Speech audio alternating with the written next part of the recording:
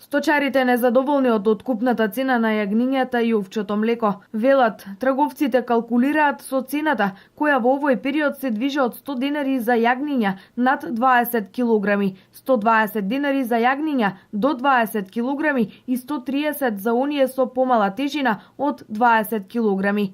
Храната многу скапа. А јагнијата сега падна цената 120-100 динари јагнијата. И плюс него земат. И млекото што овче млеко што му земе 36 динара плаќа соколарци. Во едни вакви услови добре дојдена е помошта од владата, која ги помага матичните стада со субвенции за одгледано женско јагне. На се дава субвенции. И што сакаме ние од оваа влада? Поарно ти викам, не е било, никад и нема да биде. Супер е. Добро, ја ти викам, јас сум крајно заблагодарен од оваа влада. Нека татко ми субвенции ли са му давале? Па и чувал 7 деца, 8 деца. Сега ние по едно дете по две, се живо дава, помага владата и па не чине.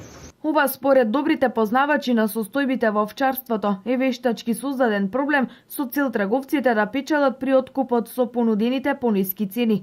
Во прилог на ова говори и податокот дека до само пред 2 недели јагнињата се купуваа по цена од 150 и 160 денари за килограм.